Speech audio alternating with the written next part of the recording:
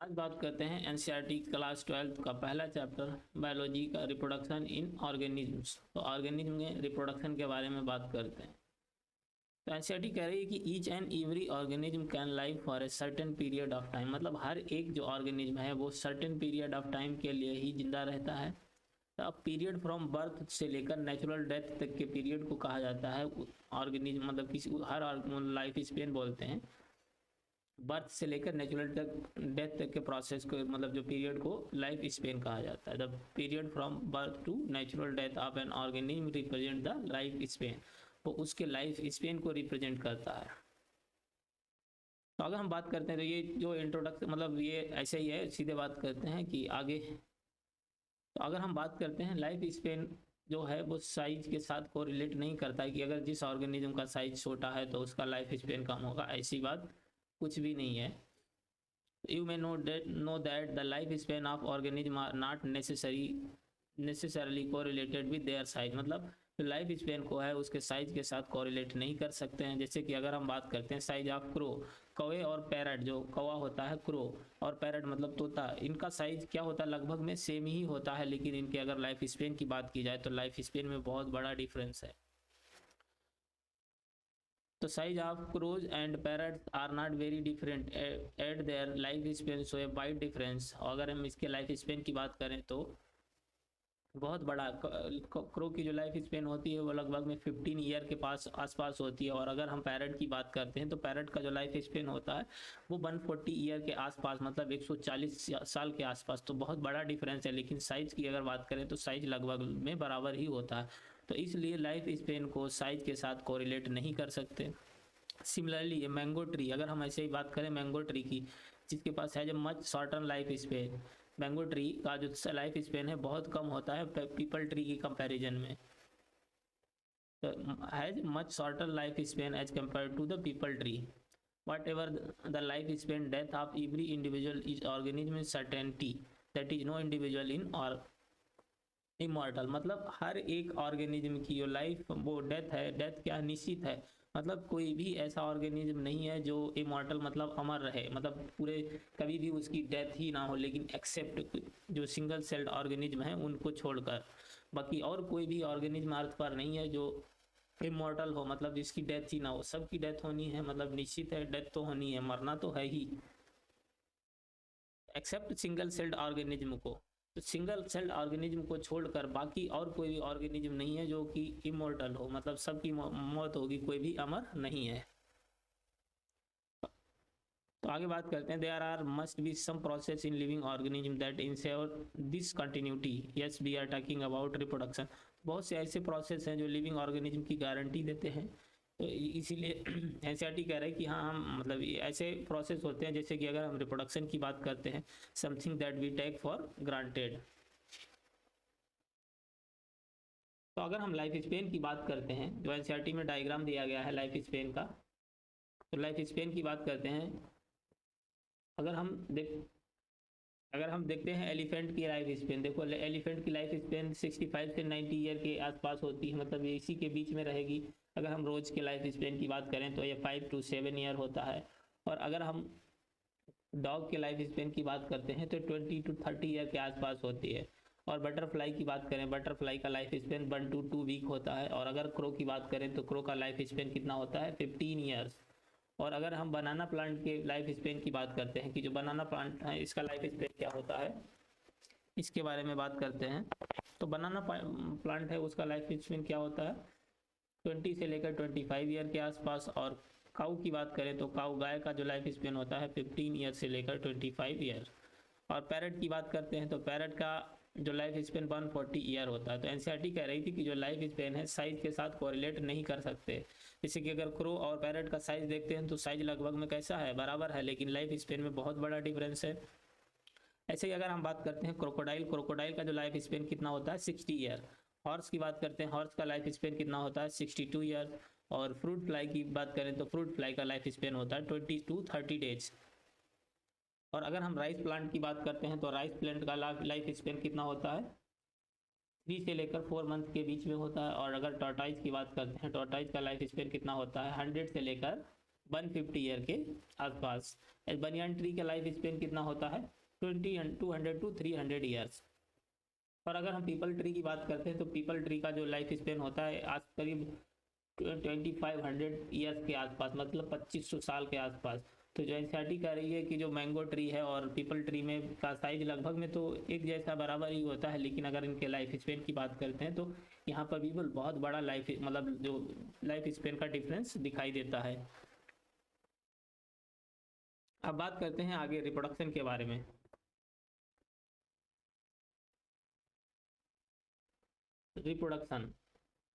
Reproduction is defined as the biological process in which an organism can give rise to young ones, मतलब offspring, मतलब progeny अपने similar to itself, मतलब अपनी ही जैसी progeny produce करेगा।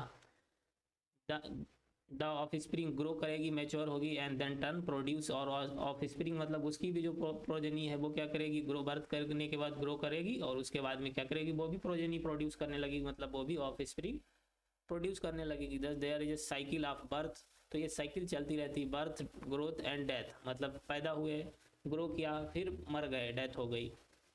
Reproduction enables the continuity of the species generation after generation, तो जो reproduction है ये गारंटी देता है कि पीढ़ी दर पीढ़ी क्या करेंगे, स्पेसीज की कंटिन्यूटी, मतलब जो कंटिन्यूटी है वो बनाए रखेंगे। तो इस चैप्टर के जो जेनेटिक्स है उसमें पढ़ेंगे ये जो कैसे कंटिन्यूटी बनती है, सब जेनेटिक्स में पढ़ा जाएगा। तो जो इसको डिटेल में किस में पढ़ेंगे, principle of inheritance and variation, जो जेनेटिक्स यूनिट है वहाँ पर पढ़ेंगे। चैप्टर नंबर 5 है principle of inheritance and variation. उसके बाद माइक्रो उसका क्या नाम है, जो अगला चैप्टर है उसको पढ़ेंगे। तो मतलब 3 चैप्टर हैं जेनेटिक्स में, तो इसमें इसको किस में पढ़ेंगे, principle of inheritance and variation में। There is a large diversity in biological world and each organism has evolved its own mechanism to multiply। तो यहाँ पर बहुत बड़ी डाइवर्सिटी बायोलॉजिकल वर्ल्ड में क्या होती है, बहुत बड़ी डाइवर्सिटी है, मतलब बहुत तरीके के ऑर्गेनिज्म पाए जाते हैं पूरे वर्ल्ड में, और हर एक ऑर्गेनिज्म है, ईच ऑर्गेनिज्म है evolve its own mechanism to multiply, और हर एक ऑर्गेनिज्म है अपने खुद मैकेनिज्म इवॉल्व करता है खुद मल्टीप्लाई करने के लिए, एंड प्रोड्यूस ऑफ स्प्रिंग, और अपनी प्रोजेनी मतलब संतान प्रोड्यूस करता है। The organism's habitat, its internal physiology and several other factors are collectively responsible for how it reproduce। तो जो ऑर्गेनिज्म का उसका हैबिटाट क्या है, उसकी इंटरनल फिजियोलॉजी क्या है, या कुछ और भी फैक्टर हैं जो सारे एक साथ मिलकर उसके जो रिप्रोड्यूसर मतलब वो रिप्रोड्यूस करता है उसको, वो सारे रेस्पॉन्सिबल होते हैं उसके लिए। Based on the whether there are participations of one organism or two in the process of reproduction.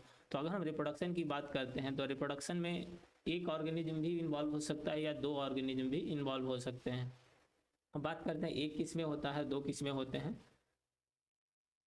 The when offspring produced by single parent with or without the involvement of gamete formation, तो reproduction का क्या होता है, asexual, ऐसा reproduction जिसमें सिर्फ एक ही टाइप का ऑर्गेनिज्म इन्वॉल्व हो, मतलब विदाउट या विद गैमीट फॉर्मेशन हो या ना भी हो।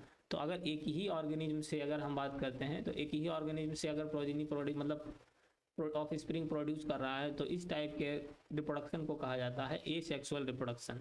और अगर 2 पेरेंट्स मतलब when 2 parents opposite sex participate in reproductive process also involve fusion of male and female gamete, तो इसमें क्या है, 2 पेरेंट्स अपोजिट सेक्स से हों और जो रिप्रोडक्शन में पार्टिसिपेट करते हों, और क्या हो, जो गैमीट्स मतलब मेल और फीमेल गैमीट के फ्यूजन के बाद में ये जाइगोट का फॉर्मेशन करते हैं, देन अपनी ऑफ स्प्रिंग प्रोड्यूस करते हैं। तो इस टाइप के रिप्रोडक्शन को कहा जाता है सेक्सुअल रिप्रोडक्शन।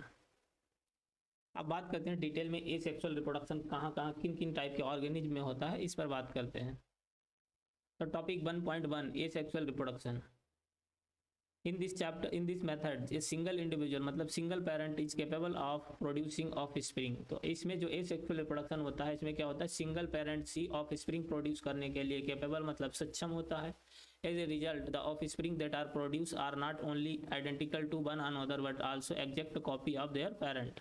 तो इसका जो अगर एसेक्सुअल रिप्रोडक्शन की बात करते हैं, एसेक्सुअल रिप्रोडक्शन से जो भी ऑफ स्प्रिंग प्रोड्यूस होगी वो कैसी होगी, सिर्फ उसके जैसी ही नहीं होगी, मतलब उसके आइडेंटिकल ही नहीं होगी, वो कैसी होगी, एकदम एग्जैक्ट कॉपी होगी, जैसे कि अगर हम फोटोकॉपी निकालते हैं तो सेम वैसी ही कॉपी होगी। कौन सा, अगर कोई भी ऑर्गेनिज्म मतलब एसेक्सुअल रिप्रोडक्शन से प्रोजेनी मतलब ऑफ स्प्रिंग प्रोड्यूस कर रहा है तो उसमें आइडेंटिकल तो होगी ही होगी, साथ में एकदम एग्जैक्ट कॉपी होगी पेरेंट्स की, अपने पेरेंट्स के जैसे ही दिखेगी।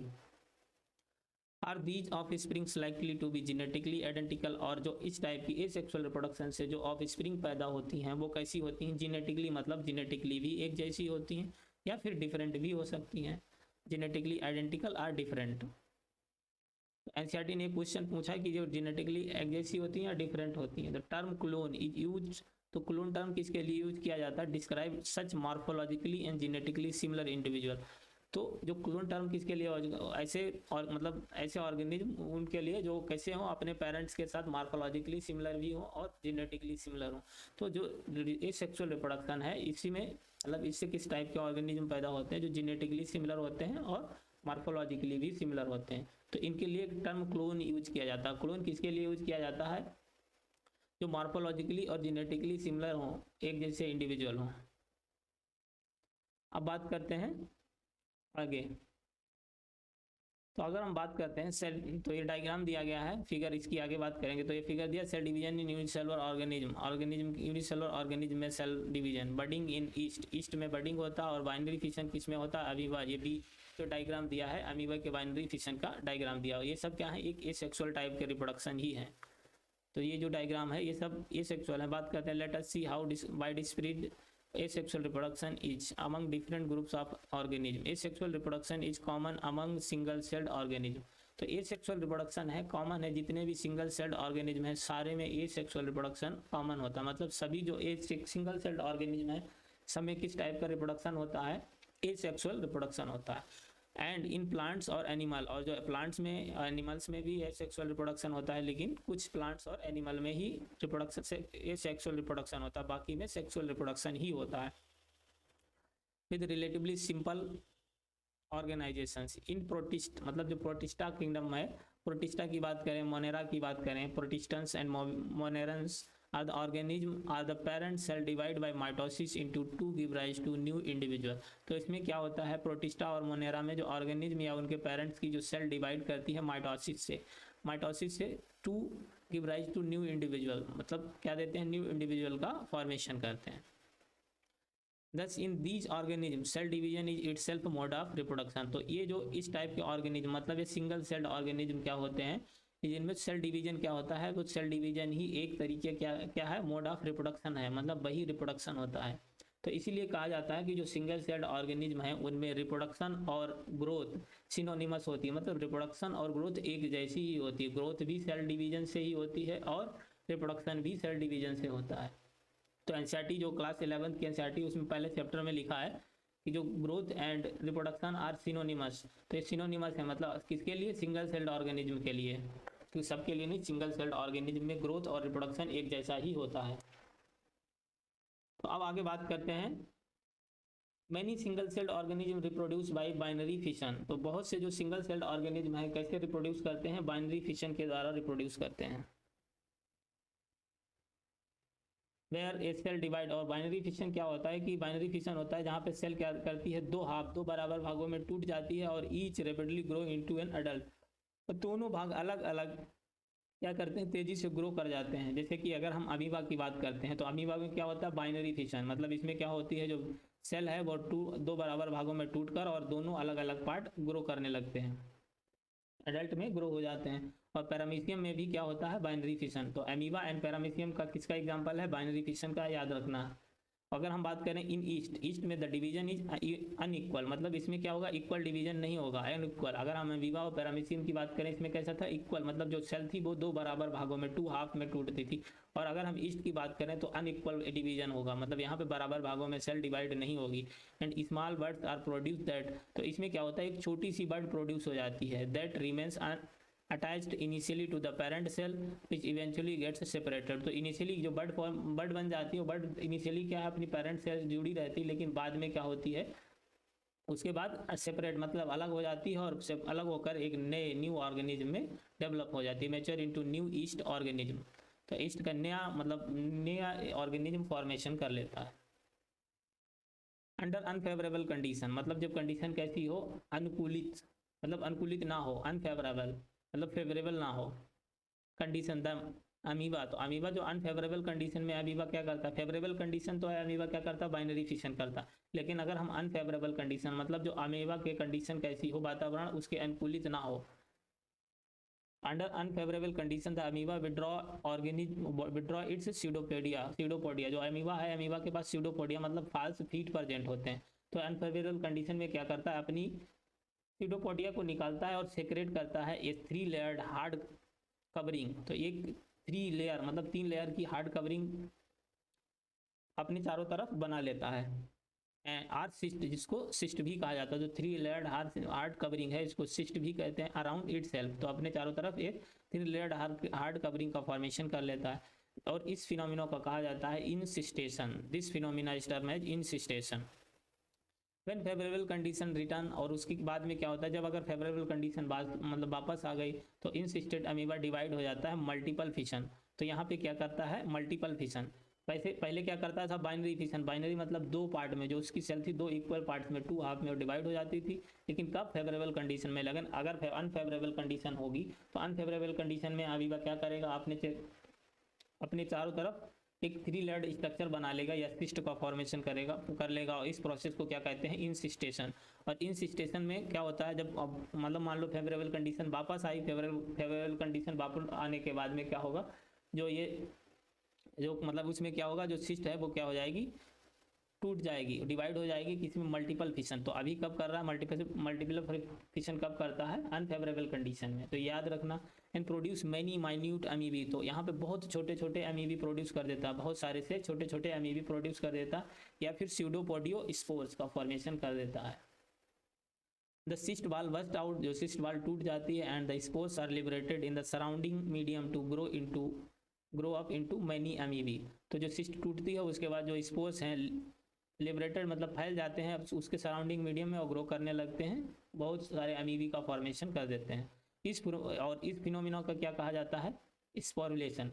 तो अमीबा अगर अनफेवरेबल कंडीशन में अपने चारों तरफ एक लेयर मतलब 3 लेयर्ड स्ट्रक्चर का फॉर्मेशन कर लेता है तो उसको क्या बोला जाता है, इंसिस्टेशन। और जब अमीबा की जो मतलब सिस्ट का टूटने से वहाँ पर जो उसके जो मतलब स्पोर्स हैं वो चारों तरफ फैलकर बहुत सारे अमीबी में प्रोड्यूस मतलब ग्रो हो जाएं, अमीबी का फॉर्मेशन कर लें, तो इस मतलब प्रोसेस को क्या कहा जाता है, स्पोरुलेशन। तो ये स्पोरुलेशन क्या है, मतलब ब्रेक डाउन ऑफ सिस्ट के टूटने से, और जो सिस्ट बनता है तो उसको क्या कहते हैं, इंसिस्टेशन। तो ये डिफरेंस याद रखना। तो आगे ये डायग्राम जो दिया गया है, डायग्राम देख लेते हैं। एसेक्सुअल रिप्रोडक्शन स्ट्रक्चर की जू स्पोर्स ऑफ क्लेमाइडोमोनास। तो यहाँ पे जो ये डायग्राम दिया गया है क्लेमाइडोमोनास का, जू स्पोर्स है, जू स्पोर्स ऑफ क्लेमाइडोमोनास, ये डायग्राम दिया गया है क्लेमाइडोमोनास के जू स्पोर्स का। 1 मिनट।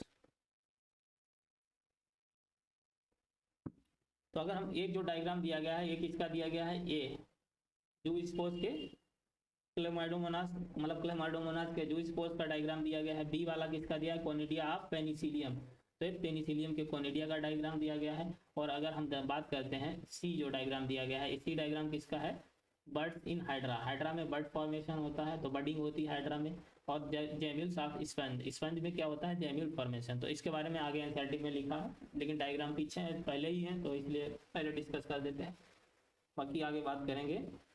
तो अब बात करते हैं members of kingdom fungi and simple plants. तो किंगडम फंजाई और सिंपल प्लांट के मेंबर के बारे में बात करते हैं। Such algae members of kingdom fungi and simple plant such है, जैसे कि एल्गी की बात करते हैं, reproduce through special asexual reproductive structure. तो ये कैसे रिप्रोड्यूस होते हैं, इस स्पेशल एसेक्सुअल रिप्रोडक्टिव स्ट्रक्चर के द्वारा। एग्जाम्पल जो फिगर दिया गया है इनके फिगर 1.3 में, ये जो अभी बात देख चुके हैं फिगर, उसमें डायग्राम दिया गया है। The most common of the structure are zoospores, जो जू स्पोर्स ऑफ क्लेमाइडोमोनास ये डायग्राम दिया था उसकी बात कर रहा है। That usually are microscopic motile structure, ये कैसी स्ट्रक्चर होती है, माइक्रोस्कोपिक मोटाइल स्ट्रक्चर होती है। Other common asexual reproductive structure जैसे कि कोनिडिया की बात करते हैं, तो बी जो डायग्राम था कोनिडिया ऑफ पेनिसिलियम, और सी, अगर सी डायग्राम दिया था बर्ड्स इन हाइड्रा, हाइड्रा में जो बर्डिंग होती थी, और अगर हम बात करें जो फोर्थ डायग्राम दिया था मतलब डी डायग्राम दिया था वो जेम्यूल्स, किसमें, स्पंज फॉर्मेशन। अब बात करते हैं आगे। अगर हम बात करें while in animals and other simple organism, जो एनिमल और कुछ और भी सिंपल ऑर्गेनिज्म है वहाँ पर टर्म एसेक्सुअल यूज किया जाता है अनएम्बिगुअसली। जैसे कि अगर हम बात करें एनिमल और सिंपल ऑर्गेनिज्म, तो एसेक्सुअल टर्म यूज किसके लिए, अनएम्बिगुअसली यूज किया जाता है। इन प्लांट्स की बात करें टर्म वेजिटेटिव, तो अगर सिंपल ऑर्गेनिज्म और एनिमल के लिए क्या टर्म यूज किया जाता है, एसेक्सुअल। लेकिन अगर हम प्लांट्स की बात करते हैं तो प्लांट के लिए कौन सा टर्म यूज किया जाता है, वेजिटेटिव रिप्रोडक्शन। एसेक्सुअल रिप्रोडक्शन को ही की जगह पर प्लांट्स में कौन सा टर्म यूज किया जाता है, vegetative reproduction is frequently used in plants. अगर प्लांट की बात करते हैं तो यूनिट ऑफ वेजिटेटिव प्रोपेगेशन, जैसे कि अगर हम बात करें रनर का formation, rhizome, suckers, tubers, offset bulb are all capable of give rise to new offspring. तो ये सब, जैसे कि रनर की बात करें, राइजोम की बात करें, शकर की बात करें, ट्यूबर, ऑफसेट बल्ब, ये सब सक्षम मतलब केपेबल होते हैं न्यू, इनसे मतलब न्यू ऑर्गेनिज्म के फॉर्म अपनी ऑफस्प्रिंग प्रोड्यूस करने के लिए केपेबल होते हैं। बात करते हैं जो इनके डायग्राम की बात करते हैं, तो यहाँ पे जो डायग्राम दिए गए हैं, vegetative propagules in angiosperm, angiosperm के वेजिटेटिव प्रोपेग्यूल्स की बात करते हैं। A eyes of potato, B क्या है, rhizome of ginger, and B bulbil of agave. और सी डी की बात करते हैं तो टी क्या है, लीफ बर्ड्स ऑफ ब्रायोफिल्ला। और ई जो डायग्राम दिया है, ऑफसेट्स ऑफ वाटर हाइसिंथ। तो ये डायग्राम दिया गया है, ए का डायग्राम क्या है, एक ये है आइज ऑफ पोटैटो। अगर हम बी की बात करते हैं तो बी क्या है, राइजोम ऑफ जिंजर, जिंजर मतलब अदरक का राइजोम। और अगर हम बात करते हैं सी डायग्राम, तो ये सी किसका है, bulbil of agave, agave bulbil of agave. और डी की बात करते हैं तो डी क्या है, लीफ बर्ड्स ऑफ ब्रायोफिल्लम। और जो लास्ट डायग्राम ई है वो किसका है, ऑफसेट्स ऑफ वाटर हाइसिंथ। अब बात करते हैं आगे, जो अगला इसके बारे में आगे क्या क्या टॉपिक है उसके बारे में बात करते हैं। Obviously, since the formation of these structure does not involve two parents, हम जानते हैं कि ए सेक्सुअल रिप्रोडक्शन से जो ऑफ स्प्रिंग प्रोड्यूस होती हैं वहां पर दो पेरेंट्स इन्वॉल्व नहीं होते हैं। एक मिनट रुक जाओ, एक minute.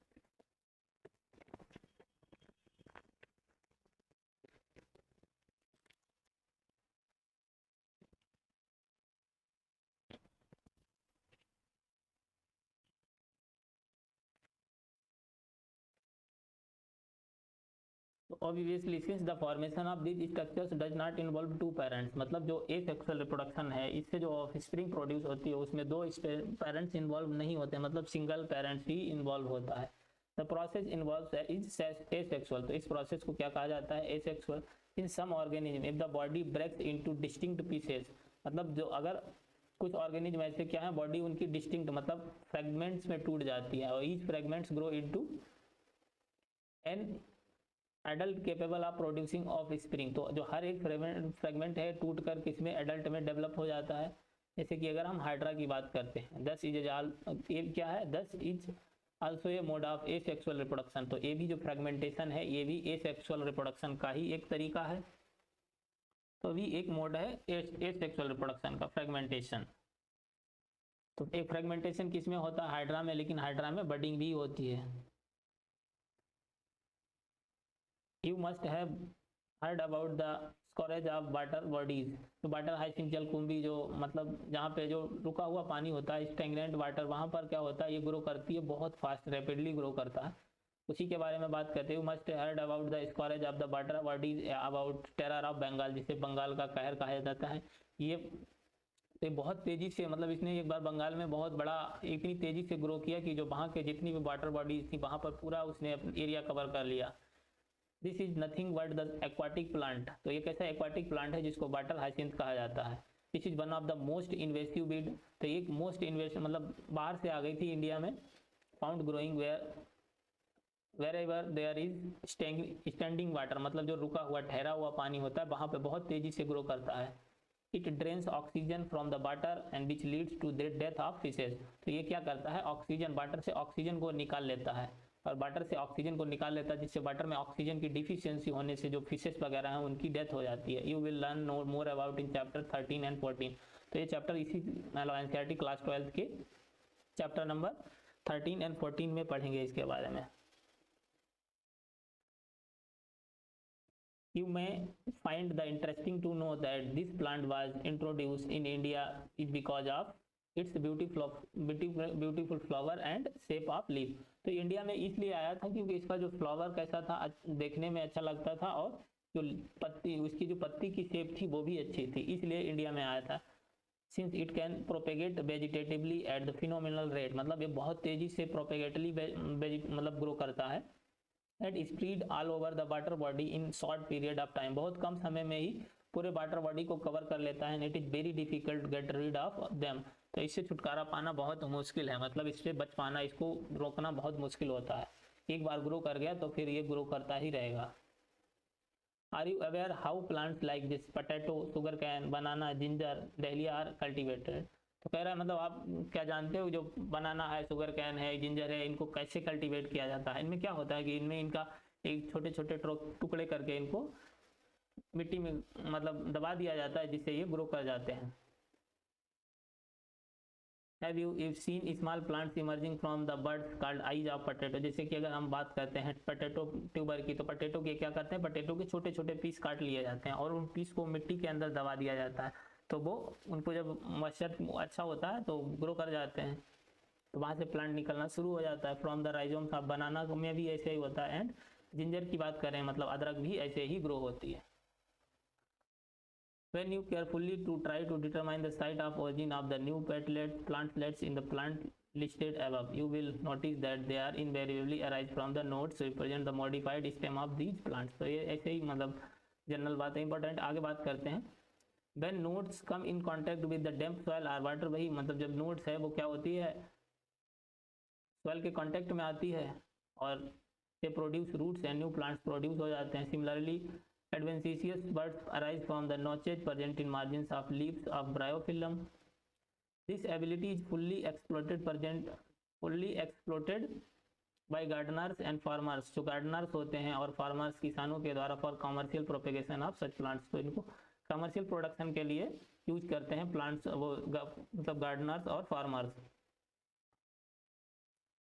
It is interesting to note that asexual reproduction is the common method of reproduction.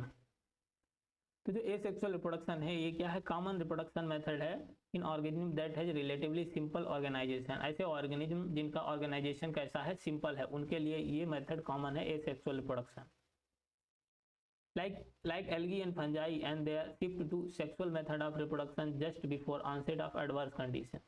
जब एल्गी और फंजाई की बात करें, ये सेक्सुअल रिप्रोडक्शन में कब जाते हैं, जब कंडीशन एडवर्स, मतलब इनके कंडीशन फेवरेबल नहीं रहती है, मतलब अनफेवरेबल कंडीशन में। एसेक्सुअल मतलब vegetative as well as sexual mode of reproduction are exhibited by the higher plants. तो हायर प्लांट्स हैं एसेक्सुअल मतलब वेजिटेटिव रिप्रोडक्शन भी एग्जिबिट करते हैं और सेक्सुअल रिप्रोडक्शन भी एग्जिबिट करते हैं, मतलब उनमें सेक्सुअल रिप्रोडक्शन भी होता है, एसेक्सुअल रिप्रोडक्शन भी होता है। In other hand only sexual mode of reproduction is present most of the animals, और ज़्यादातर एनिमल हैं उनमें कैसा रिप्रोडक्शन होता है, सेक्सुअल रिप्रोडक्शन प्रेजेंट होता है। तो अब बात करते हैं सेक्सुअल रिप्रोडक्शन की। तो सेक्सुअल रिप्रोडक्शन क्या है, इसके बारे में। Sexual reproduction involve the formation of male and female gamete. तो इसमें क्या होगा, पहला काम किया यही है कि मेल और फीमेल गैमेट का फॉर्मेशन होगा। या तो मेल और फीमेल गैमेट कैसे एक ही इंडिविजुअल से प्रोड्यूस हो, मतलब यूनिसेक्सुअल मतलब बाइसेक्सुअल ऑर्गेनिज्म है, या फिर by different individual of the opposite sex, मतलब या तो फिर ऐसा इंडिविजुअल हो जो क्या हो, यूनिसेक्सुअल हो। बाइसेक्सुअल क्या होगा, दोनों टाइप के गैमेट, मतलब मेल गैमेट भी प्रोड्यूस करेगा, फीमेल गैमेट भी प्रोड्यूस करेगा। लेकिन अगर हम बात करें यूनिसेक्सुअल, तो सिर्फ एक या तो फीमेल गैमेट या फिर मेल गैमेट प्रोड्यूस करेगा। These gametes fuse to form the zygote, और ये जो जाइगोट है, मतलब ये जो गैमेट है मेल और फीमेल गैमेट फ्यूज करके जाइगोट का फॉर्मेशन कर लेंगे, which develop to form the new organism, जिससे क्या होगा, न्यू ऑर्गेनिज्म का फॉर्मेशन हो जाएगा। लेकिन ये कैसा प्रोसेस है, ये बहुत ज़्यादा लंबा प्रोसेस है, लेंथी प्रोसेस है। अगर हम एसेक्सुअल की बात करें तो वो फास्ट प्रोसेस था और छोटा प्रोसेस है। इट इज एन एलेबोरेट है, कॉम्प्लेक्स भी और स्लो प्रोसेस है as compare to asexual reproduction. तो जो सेक्सुअल रिप्रोडक्शन है, ए सेक्सुअल रिप्रोडक्शन की कंपैरिजन में कैसा है, एक तो एलेबोरेट मतलब बहुत लंबा प्रोसेस है, उसके साथ में कॉम्प्लेक्स भी है और स्लो भी है, मतलब धीरे धीरे प्रोसेस होने वाला प्रोसेस है एसेक्सुअल की कंपैरिजन। एसेक्सुअल रिप्रोडक्शन कैसा था, फास्ट प्रोसेस था, because of the fusion of, ये इसलिए है क्योंकि यहाँ पे मेल और फीमेल गैमेट का फ्यूजन होता है।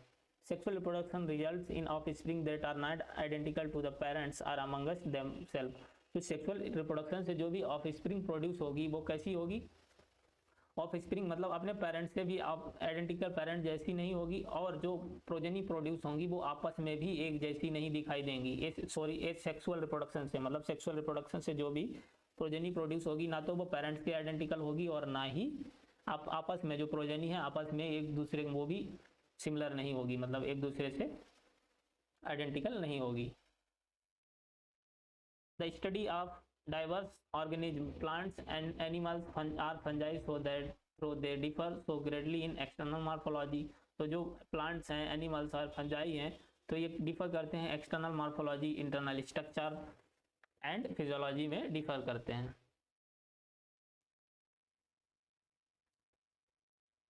When it comes to sexual mode of reproduction, surprisingly they share similar pattern। तो अगर ये जो ऑर्गेनिज्म है सेक्सुअल रिप्रोडक्शन में से मतलब सेक्सुअल रिप्रोडक्शन करते हैं तो क्या एक ही पैटर्न सफ़र करते हैं। अगर जो ये प्लांट्स, एनिमल्स और फंजाई हैं अगर ये सेक्सुअल रिप्रोडक्शन करें तो इनका अलग अलग प्रोसेस है, मतलब अलग अलग तरीका है ये सेक्सुअल रिप्रोडक्शन करने का। लेकिन अगर ये सेक्सुअल यही मतलब अगर यही ऑर्गेनिज्म अगर सेक्सुअल रिप्रोडक्शन करेंगे तो उनके लिए एक ही सिमिलर पैटर्न मतलब एक जैसा ही पैटर्न होगा सेक्सुअल रिप्रोडक्शन करने का। All organism have to reach certain stage of growth. तो सभी जो ऑर्गेनिज्म है एक ग्रोथ की सर्टेन स्टेज के बाद ही क्या करते हैं, रिप्रोडक्शन करते हैं, और ग्रोथ करने के बाद और मैच्योर होके मतलब ग्रोथ वो रिप्रोडक्शन करते हैं। All organism have to reach a certain stage of growth and maturity in their life before they can reproduce sexually. तो सेक्सुअली रिप्रोड्यूस होने से पहले क्या करते हैं, ग्रोथ करते हैं, ग्रोथ करके मैच्योर हो जाते हैं, एक सर्टेन पीरियड ऑफ लाइफ के बाद ही क्या करते हैं, रिप्रोडक्शन करना शुरू करते हैं। That period of growth called the juvenile phase। तो जुवेनाइल फेज किसको क्या कहा जाता है, जब बिफोर रिप्रोडक्टिव फेज से पहले, मतलब जब तक ऑर्गेनिज्म मतलब उसकी बर्थ हुई, बर्थ से लेकर और रिप्रोडक्टिव जो फेज आने से पहले मतलब रिप्रोड्यूस जब तक नहीं कर रहे थे उस तक के प्रोसेस को क्या कहा जाता है, जुवेनाइल फेज कहते हैं। उसके बाद it known as vegetative phase भी। वेजिटेटिव फेज किस में यूज किया जाता है, इसको प्लांट्स के लिए वेजिटेटिव फेज टर्म यूज किया जाता है। This stage of is a variable duration in different organism. जो अलग अलग ऑर्गेनिज्म है तो ये जो जुवेनाइल फेज है अलग अलग होता है। तो जिनका लाइफ स्पेन कम है तो उनमें बहुत कम समय के लिए आता है, उसके बाद चला जाता है। फिर रिप्रोडक्टिव जिनका लाइफ स्पेन बड़ा है तो उसमें कुछ टाइम के बाद आता है।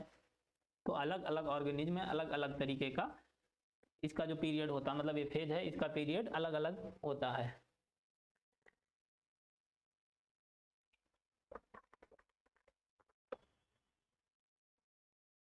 तो आगे बात करते हैं द इंड ऑफ जुवेनाइल या वेजिटेटिव, मतलब जुवेनाइल या वेजिटेटिव फेज के इंड बाद जब ये खत्म हो जाएगा phase, which marks the beginning of the reproductive phase. तो ये क्या, ये मार्क करता है कि शुरुआत हो रही है किसकी, रिप्रोडक्टिव फेज की। Can be seen easily in the higher plants. Higher plants में दिखाई देता है when they are come to flower. तो हायर प्लांट की बात करें उनमें कैसे पता चलेगा कि रिप्रोडक्टिव फेज आ गया, तो रिप्रोडक्टिव फेज आ जाएगा तो क्या करेंगे, उनमें फ्लावर्स आने लगेंगे। अब आगे बात करते हैं इन प्लांट्स, प्लांट की बात करते हैं। प्लांट्स जो plants annual and biennial type, plant कैसे होते हैं, एनुअल टाइप और biennial type. So clear cut vegetative, reproductive and senescent phase. Senescent phase क्या होता है, रिप्रोडक्टिव। वेजिटेटिव फेज क्या होता है प्लांट्स के लिए, मतलब जुवेनाइल फेज, बर्थ से लेकर रिप्रोडक्टिव पीरियड आने से पहले तक के बीच के पीरियड को कहा जाता है वेजिटेटिव फेज। और फिर रिप्रोडक्टिव देन सेनिसेंट मतलब बुढ़ापे वाला फेज, जिसमें प्लांट्स क्या है, बुढ़ापा आ जाएगा। बट इन पेरिनियल स्पेसीज अगर हम बात करते हैं पेरिनियल स्पीसीज की, तो it is difficult to clearly define these phases. जो ऐसे प्लांट्स जो एनुअल्स हैं, जो वार्षिक वाले हैं, मतलब ऐसे प्लांट्स जिनमें एक साल के अंदर ही फ्लावरिंग आने लगती है, मतलब फ्लावर प्रोड्यूस करने लगते हैं। और ऐसे जो बाइनियल्स होते हैं, बाइनियल टाइप के, इनमें मतलब हम डिफाइन कर सकते हैं कि वेजिटेटिव फेज कब आ रहा है, रिप्रोडक्टिव फेज कब आ रहा है और सेनिसेंट फेज कब आ रहा है। तो इनमें तो हम क्लियरली बता सकते हैं। लेकिन अगर हम बात करें पेरिनियल्स प्लांट, जैसे कि जो पेरिनियल्स प्लांट हैं, जैसे कि हम बात करें मैंगो ट्री की, या जो भी जो जिनका लाइफ स्पेन बहुत ज़्यादा है, और जैसे कि बहुत सारे पेरिनियल प्लांट्स हैं जिनकी बात करें तो उसमें हम ये डिफाइन नहीं कर पाते हैं कि कब वेजिटेटिव फेज आ गया, कब रिप्रोडक्टिव फेज आ गया और कब सेनिसेंट फेज आ गया। But in perennial species, it is very difficult to clearly define these phases. A few plants exhibit unusual flowering phenomena. कुछ ऐसे plants हैं जो unusual flowering phenomena शो करते हैं। Some of them, जैसे कि अगर हम बम्बू की बात करते हैं तो बम्बू में फ्लावर सिर्फ उसकी लाइफ टाइम में एक ही बार आता है। Such as bamboo species flower only once in their lifetime, मतलब इनके पूरे लाइफ टाइम में फ्लावरिंग एक बार होती है। जनरली वो जो फ्लावरिंग होगी वो कैसी होगी, 50 से लेकर 100 ईयर के बीच में होगी। Produce large number of fruits and die, और ये क्या करेंगे, एक ही बार फ्लावरिंग करेंगे, उसके बाद बहुत सारे लार्ज नंबर में फ्रूट्स का फॉर्मेशन करेंगे, उसके बाद उनकी क्या हो जाएगी, डेथ। अब बात करते हैं दूसरा प्लांट, अनोदर प्लांट है स्ट्रोबिलेंथस कुंथियाना, जिसको नील कुरंजी भी कहा जाता है। अब नील कुरंजी फ्लावर्स बंस इन 12, ये क्या कहता है 12 साल में, मतलब 12 ईयर में ही एक बार फ्लावरिंग होती है। as many of you would know, this plant flower during September October 2006। तो इस प्लांट ने सितंबर अक्टूबर 2006 में फ्लावरिंग हुई थी। फिर क्या हुई 18 में, 2018 में फ्लावरिंग हुई, मतलब 12 साल का डिफरेंस। फिर अगली बार कब होगी, 2030 में होगी। ऐसे ही मतलब इसमें 12 साल के गैप के बाद में फ्लावरिंग होती है। It mass flowering transformed large tracts of hilly areas in Kerala. तो ये कहाँ प्रेजेंट होते हैं, केरला है, कर्नाटका और Tamil Nadu. Into blue stretches and attach to a large number of tourist, और यहाँ पर बहुत सारे, जब इसमें फ्लावरिंग होती है तो बहुत सारे टूरिस्ट भी देखने जाते हैं इसको। In animals the juvenile phase is followed by morphological. तो जो एनिमल की बात करें, एनिमल में जुवेनाइल फेज कैसे होता है, morphological and physiological changes prior to the active reproductive behaviour. तो जो एनिमल की बात करें, एनिमल में क्या होता है कि जो जुवेनाइल फेज से रिप्रोडक्टिव फेज में है, क्या होता है इसमें चेंजेज होने लगते हैं, कुछ फिजियोलॉजिकल और मॉर्फोलॉजिकल चेंज हो जाएंगे। उससे आने से पहले, रिप्रोडक्टिव फेज आने से पहले क्या होगा, कुछ चेंजेज होने लगेंगे फिजियोलॉजिकल और morphologically. The reproductive phase is also of variable duration in different organism. जो रिप्रोडक्टिव फेज है अलग अलग ऑर्गेनिज्म में वेरिएबल है, मतलब अलग अलग है।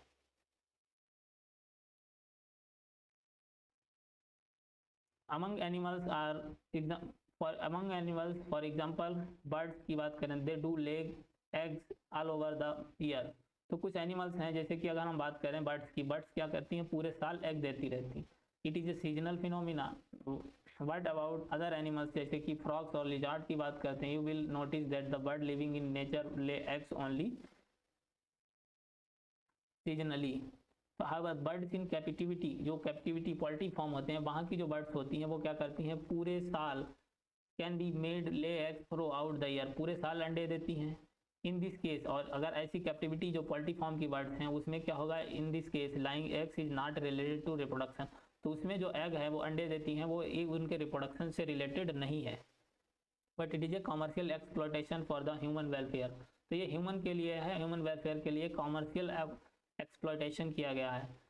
The females of placental mammals, जैसे कि बात करें वो फीमेल्स जो placental mammals exhibit cyclical changes in the activity of, जो प्लेसेंटल मैमल्स होते हैं वहाँ उनकी फीमेल का साइकिल, उनमें साइक्लिकल चेंजेज होते हैं in the activities of ovaries and accessory ducts as well as hormones during the reproductive phase.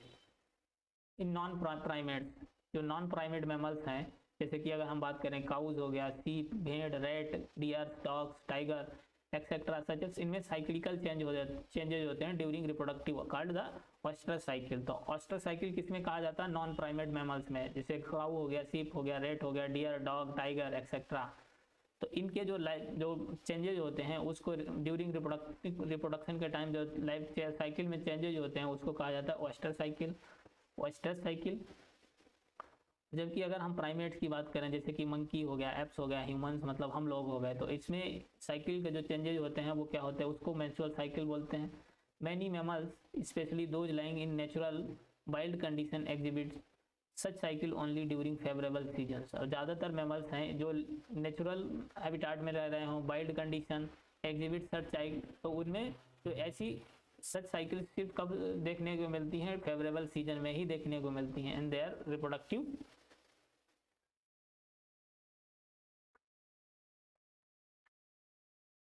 Phase and therefore इसको क्या कहा जाता है, सीजनल ब्रीडर। मतलब ऐसे ब्रीडर जो सिर्फ सीजन के हिसाब से ही रिप्रोडक्शन करें, मतलब उनको कहा जाएगा seasonal breeders. Many other mammals are reproductive active throughout their reproductive phase and they are called the continuous breeder. तो कंटिन्यूअस ब्रीडर जो पूरे साल एक्टिव रहते हैं, रिप्रोडक्शन करते हैं और प्रोजेनी ऑफ स्प्रिंग प्रोड्यूस करते हैं, तो उनको क्या कहा जाता है, कंटिन्यूअस ब्रीडर्स। जैसे कि अगर हम ह्यूमंस की बात करें तो ह्यूमन क्या है, कंटिन्यूअस ब्रीडर है। अगर हम बात करें जो और ऑर्गेनिज्म है जैसे कि गाय भैंस, ये सब क्या है, एक सीजनल ब्रीडर है। तो ये सीजन में ही ब्रीड करते हैं, मतलब रिप्रोड्यूस करते हैं। That we all grow old if we live long enough, मतलब सभी ग्रो करते हैं और ओल्ड हो जाते हैं। And this something that we recognise, but what is meant by growing old, the end of reproductive phase, जब रिप्रोडक्टिव फेज खत्म हो जाता है, can be considered one of the parameter of senescence, मतलब बुढ़ापे का फेज आ गया या old age. There is commercial concomitant changes in the body, जैसे कि फिर इसके बाद क्या होगा, जब रिप्रोडक्टिव फेज का एंड हो जाएगा तो यहाँ पे कुछ चेंजेज होंगे बॉडी में, जैसे कि मेटाबॉलिज्म का स्लो हो जाना, स्लो डाउन द मेटाबॉलिज्म, मतलब मेटाबॉलिज्म स्लो हो जाएगा। During this last phase of life span old age ultimately leads to death, और उसके बाद में क्या होगा, डेथ हो जाएगी। Both plants and animals, both plants and animals hormones are responsible for the transition between the three phases। तो अगर हम प्लांट और एनिमल की बात करें तो यहाँ पे जो हार्मोन है वो रेस्पॉन्सिबल होते हैं तीनों फेज के, मतलब जुवेनाइल फेज, रिप्रोडक्टिव फेज और सेनिसेंट फेज। तीनों के बीच के डिफरेंस को किससे पता चलता है, हार्मोन, यही रेस्पॉन्सिबल होते हैं। Interaction between hormones and certain environmental factors regulate the reproductive process and associated behavioral expression of organism। तो हार्मोन्स और कुछ सर्टेन इन्वायरमेंटल फैक्टर्स के इंटरेक्शन से रिप्रोडक्टिव फेज क्या होता है, रेगुलेट होता है, और associated behavioural expressions of organism. Events in sexual reproduction, तो सेक्सुअल रिप्रोडक्शन के इवेंट्स की बात करते हैं, मतलब इनमें क्या क्या होता है। आफ्टर अटेनमेंट ऑफ मैच्योरिटी, मतलब मैच्योर, जब कोई भी ऑर्गेनिज्म है मैच्योरिटी अटेन कर लेगा, मतलब मैच्योर हो जाएगा, मतलब उसका क्या हो जाएगा, जुवेनाइल फेज का एंड हो जाएगा। Are responsible for after attainment of maturity, maturity attain करने के बाद जितने भी आल सेक्सुअली रिप्रोडक्टिंग ऑर्गन, मतलब एंड ऑफ जुवेनाइल फेज के बाद में जो जितने भी जो सेक्सुअली रिप्रोडक्टिंग ऑर्गेनिज्म हैं वो इवेंट्स एग्जिबिट करेंगे, exhibits event and processes that have remarkable fundamental similarity even though the structure associated with sexual reproduction is are indeed very different। The events of sexual reproduction though elaborate, और sexual reproduction कैसा होता है, elaborate मतलब lengthy होता है, लंबा होता है, कॉम्प्लेक्स भी होता है, और एक रेगुलर सीक्वेंस फॉलो करता है, follow a regular sequence. Sexual reproduction is characterised by the fusion of gametes, male और फीमेल गैमीट से क्या होता है, सेक्सुअल रिप्रोडक्शन कैसे होता है, मेल और फीमेल गैमीट के फ्यूजन से। तो ये कैरेक्टरिस्टिक्स है किसका, सेक्सुअल रिप्रोडक्शन का। Sexual reproduction is characterised by the fusion of male and female gamete, तो मेल और फीमेल गैमीट के फ्यूजन के प्रोसेस को क्या कहा जाता है, फर्टिलाइजेशन। तो फॉर्मेशन ऑफ जाइगोट, उसके बाद जब मेल और फीमेल गैमीट फ्यूज करके, मतलब फर्टिलाइजेशन करके क्या करेंगे, जाइगोट का फॉर्मेशन करेंगे, एंड जाइगोट से फिर क्या होगा, embryogenesis, formation of embryo. For convenience these sequential events may be grouped into 3 distinct stages mainly. तो ये जो सीक्वेंशियल इवेंट हैं ये 3 अलग अलग पार्ट में होते हैं। पहले क्या होगा, फर्टिलाइजेशन, मतलब फर्टिलाइजेशन से पहले, मतलब मेल और फीमेल गैमेट के फ्यूजन से पहले के प्रोसेस को क्या कहा जाता है, प्री फर्टिलाइजेशन। फिर मेल और फीमेल गैमेट के फ्यूजन का प्रोसेस मतलब fertilisation, and then post fertilisation, मतलब जो मेल और फीमेल गैमेट के फ्यूजन के बाद का प्रोसेस मतलब पोस्ट फर्टिलाइजेशन। 3 टाइप में डिवाइड किया गया। आप बात करते हैं 1 बाय 1। प्री फर्टिलाइजेशन में क्या क्या होता है, फर्टिलाइजेशन में क्या प्रोसेस होता है, पोस्ट फर्टिलाइजेशन में क्या प्रोसेस होता है। तो सबसे पहले बात करते हैं, जो टॉपिक है 1.2.1 pre fertilisation events. These includes are the events of sexual reproduction prior to the fusion of gametes। तो गैमीट के फ्यूजन मतलब फर्टिलाइजेशन से पहले के इवेंट्स होंगे इसमें। तो 2 मेन प्री फर्टिलाइजेशन इवेंट्स, तो यहाँ पे 2 मेन प्री फर्टिलाइजेशन इवेंट्स होते हैं। पहला के गैमेटोजेनेसिस मतलब फॉर्मेशन ऑफ गैमीट, मतलब फीमेल गैमीट और मेल गैमीट का फॉर्मेशन। उसके बाद गैमीट ट्रांसफर मतलब गैमीट का ट्रांसफर। तो इसमें 2 process, formation of male and female gamete and transfer, gamete transfer के बारे में पढ़ेंगे। तो ये किसके इवेंट्स हैं, ये इवेंट्स हैं pre sexual pre fertilisation events, मतलब सेक्स उसके गैमीट फॉर्मेशन वो फर्टिलाइजेशन के पहले के प्रोसेस। तो सबसे इसमें पढ़ते हैं पहले गैमेटोजेनेसिस मतलब formation of gametes. As you all are already aware, gametogenesis refers to the process of formation of two types of gamete. तो इसमें दो तरीके के गैमीट बनेंगे, मतलब male and female gamete. Gametes are, और गैमीट कैसी होती है, ऑलवेज हैप्लॉइड स्ट्रक्चर होती है, मतलब सिर्फ एन होगी, इसकी प्लॉइडी क्या होगी, एन। तो ये कैसे होते हैं, हैप्लॉइड होते हैं। इन सम एल्गी, अगर हम एल्गी की बात करें, कुछ एल्गी में two gametes are in similar in appearance. तो कुछ एल्गी होते हैं उनमें दोनों गैमेट कैसे होते हैं, एक जैसे होते हैं, मतलब सिमिलर दिखाई देते हैं। And it is not possible to categorise, मतलब उनको कैटेगराइज नहीं कर सकते कि कौन सा मेल गैमेट है कौन सा फीमेल गैमेट है। Them into male and female gamete they are hence, इनको क्या कहा जाता है, होमोगैमेट्स, मतलब एक जैसे गैमेट्स, जो किसमें, जिन्हें आइसोगैमेट्स भी कहते हैं। और किसके गैमेट्स होते हैं, कुछ एल्गी होते हैं। However in majority of sexually reproducing organism, तो हम बात करते हैं इन ज़्यादातर सेक्सुअली रिप्रोड्यूसिंग ऑर्गेनिज्म के गैमेट कैसे होते हैं, टू मार्फोलॉजिकली डिस्टिंक्ट, मतलब दोनों मार्फोलॉजिकली बाहर से देखने में अलग अलग होंगे, मार्फोलॉजिकली डिस्टिंक्ट होंगे, मतलब हेटेरोगैमेट्स होंगे, अलग अलग शेप के होंगे। In such organism the male gamete is called the antherozoid. तो इस टाइप के ऑर्गेनिज्म जिसमें मेल गैमेट और फीमेल गैमेट क्या होंगे, एक जैसे नहीं होंगे, मतलब डिस्टिंक्ट होंगे, मॉर्फोलॉजिकली डिस्टिंक्ट होंगे। तो उसमें क्या, एंथ्रोजॉइड या स्पर्म किसको कहा जाएगा, मेल गैमेट को, और फीमेल गैमेट को एग या ओवम कहेंगे, एग और ओवम। तो इनके डायग्राम की बात करते हैं, तो ये डायग्राम दिया गया है, types of gametes, isogametes of Cladophora. तो एन अलगा है, ये एल्गी की बात करें तो एल्गी में जो एक जैसे, मतलब इसमें दो गैमेट, हम ये नहीं पता कौन सा मेल गैमेट है कौन सा फीमेल, मतलब मार्फोलॉजिकली डिफाइन नहीं कर सकते कौन मेल गैमेट है कौन फीमेल गैमेट है। तो इस टाइप के गैमेट को होमोगैमेट या आइसोगैमेट कहा जाता है। दूसरे बी की बात करते हैं, तो बी गैमेट क्या है, हेटेरोगैमेट्स ऑफ फ्यूकस। फ्यूकस क्या है, फ्यूकस भी एक एल्गी है, लेकिन इसमें कैसे हैं, अलग अलग गैमेट हैं। अब यहाँ देखो, ये मेल गैमेट कितना छोटा है, फीमेल गैमेट कितना बड़ा है। ऐसे ही हम बात करते हैं हेटेरोगैमेट्स ऑफ होमोसेपियंस, अगर ह्यूमंस की बात करते हैं, ह्यूमन बींग्स का मेल गैमेट। तो ये यहाँ पे ये देखो, ये क्या है, मेल गैमेट है और ये फीमेल गैमेट है। तो यहाँ पे मार्फोलॉजिकली डिस्टिंक्ट अलग अलग है, मतलब मार्फोलॉजिकली अलग अलग है। अब बात करते हैं अगला टॉपिक, मतलब आगे बात करते हैं सेक्सुअलिटी इन ऑर्गेनिज्म। ऑर्गेनिज्म की सेक्सुअलिटी के बारे में बात करते हैं। तो sexual reproduction in organism generally involves the fusion of gametes. तो जो ऑर्गेनिज्म है, सेक्सुअल रिप्रोडक्शन कैसे होता है, गैमीट्स के फ्यूजन से होता है, फ्रॉम टू डिफरेंट इंडिविजुअल, दो अलग अलग individual. But this is not always true, लेकिन हमेशा ऐसा नहीं होता है कि सेक्सुअल रिप्रोडक्शन दो अलग अलग ऑर्गेनिज्म से ही होता है, क्योंकि कभी कभी सेक्सुअल रिप्रोडक्शन सिंगल पेरेंट से भी होता है, मतलब एक ही पेरेंट से क्या हो, मेल गैमेट प्रोड्यूस करे और वही फीमेल गैमेट प्रोड्यूस करे। तो इस टाइप के ऑर्गेनिज्म को क्या कहा जाता है, बाइसेक्सुअल। और ऐसा ऑर्गेनिज्म सिर्फ one type of gamete produce करे, मतलब ओनली मेल गैमेट या फिर फीमेल गैमेट प्रोड्यूस करे, इस टाइप के ऑर्गेनिज्म को कहा जाता है यूनिसेक्सुअल। लेकिन ये यूनिसेक्सुअल बाइसेक्सुअल एनिमल के लिए यूज किया जाता है। इन प्लांट्स में है both male and female reproductive structure in the same plant, मतलब ऐसा प्लांट जिसमें क्या हो, मेल और फीमेल गैमेट एक ही प्लांट में हो।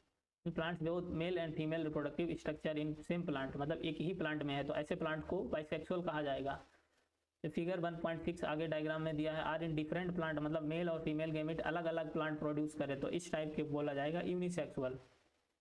1.6 का D, in several fungi and plants. और हम फंजाई और प्लांट्स की बात करते हैं टर्म, जैसे कि होमोथैलिक, मतलब होमो मतलब वन, थैलिक मतलब थैलस, तो homothallic and monoecious are used to denote the bisexual condition। तो बाइसेक्सुअल के लिए दूसरा टर्म क्या यूज किया जाता है, होमोथैलिक भी कहते हैं, किसके लिए, फंजाई और प्लांट्स के लिए। फंजाई और प्लांट्स में बाइसेक्सुअल के लिए होमोथैलिक भी कहते हैं, या फिर मोनोइसियस भी यूज किया जाता है।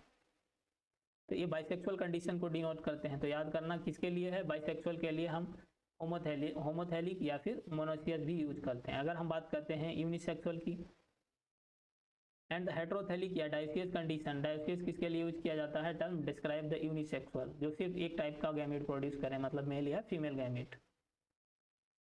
इन फ्लावरिंग प्लांट, हम फ्लावरिंग प्लांट की बात करते हैं, तो यूनिसेक्सुअल मेल फ्लावर कैसा होता है, स्टेमिनेंट मतलब स्टेमन का फॉर्मेशन करता है। जो यूनिसेक्सुअल फ्लावर होगा, मतलब सिर्फ एक टाइप के ही गैमेट प्रोड्यूस करेगा, तो इसको क्या बोलते हैं, डायोसियस भी बोल सकते हैं, डायोसियस प्लांट या फिर हेटेरोथैलिक। तो ये स्टेमिनेंट का फॉर्मेशन, स्टेमिनेंट का मतलब होता है स्टेमन का बनाना, बियरिंग, फॉर्मेशन ऑफ स्टेमन्स।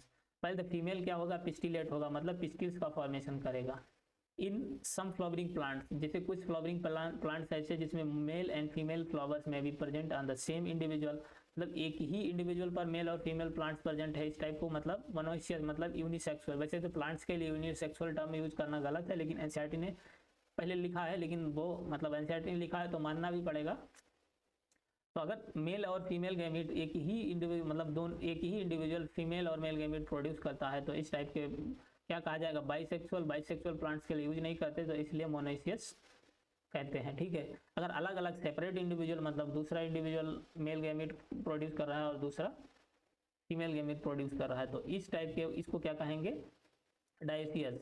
तो इस टाइप की कंडीशन को डायसियस मतलब यूनिसेक्सुअल कह सकते हैं, लेकिन वैसे तो प्लांट्स के लिए नहीं यूज कर सकते। Some examples of monoecious plants की बात करें मतलब जैसे जो जिनमें मेल और फीमेल गैमीट एक ही प्लांट प्रोड्यूस करता हो, जैसे कि कुकर बीट्स की बात करते हैं, कुकर बीट्स हो गए, कोकोनट्स हो गए, ये सब क्या क्या है, मोनोइशियस।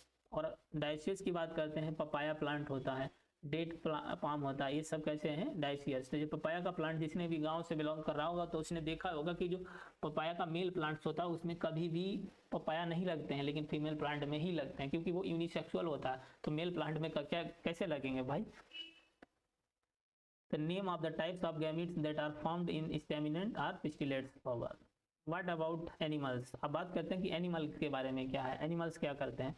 तो an individual of all species either male और फीमेल, मतलब कोई इंडिविजुअल दोनों प्रेजेंट है मेल और फीमेल, मतलब सॉरी मतलब ऐसा इंडिविजुअल एनिमल की बात करें जिसमें एक ही मतलब या तो मेल गैमेट प्रेजेंट है या फिर फीमेल गैमेट प्रोड्यूस करता है, तो इस टाइप के क्या कहा जाएगा, यूनिसेक्सुअल, मतलब सिर्फ एक ही टाइप का गैमेट या मेल गैमेट प्रोड्यूस करे या फीमेल गैमेट्स।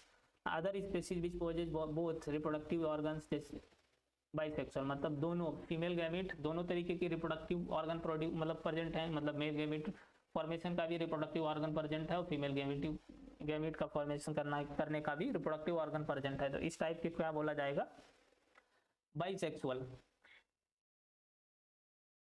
तो आगे हम बात करते हैं अर्थवर्म की। तो अर्थवर्म और sponge, tapeworm, leech, earthworm, sponge, tapeworm and leech ये क्या है, बाइसेक्सुअल, मतलब इनके द्वारा अर्थवर्म हो गया, स्पंज हो गया, टैपवर्म हो गया, लीच हो गया, तो ये दोनों टाइप के मतलब मेल गैमेट भी प्रोड्यूस करेंगे, फीमेल गैमेट भी प्रोड्यूस करेंगे। इसके एग्जांपल याद रखना, earthworm, sponge, tapeworm and leech, तो बाइसेक्सुअल एग्जांपल हैं, बाइसेक्सुअल के एग्जांपल हैं। That possess both male and female reproductive organs, तो इनके पास मेल और फीमेल रिप्रोडक्टिव ऑर्गन प्रेजेंट होंगे।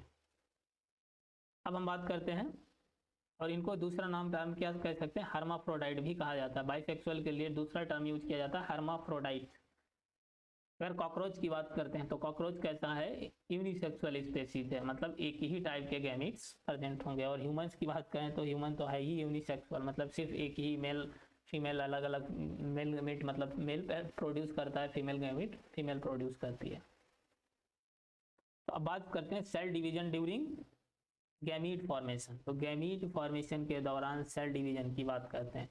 Gamete in all heterogametic species are of two types, तो जितने भी हेट्रोगैमेटिक स्पीशीज हैं वहाँ पे गैमीट कैसा होगा, दो तरीके का, मतलब मेल और female gamete.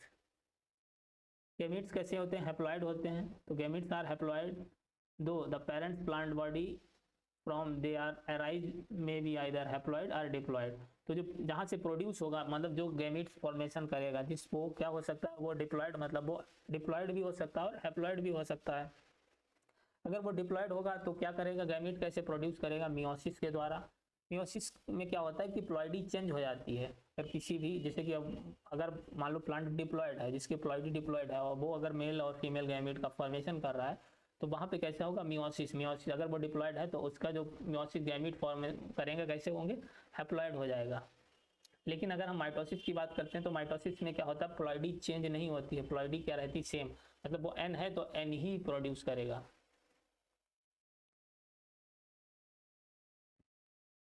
Haploid parents produce करते हैं गैमीट बाय माइटोटिक डिवीजन।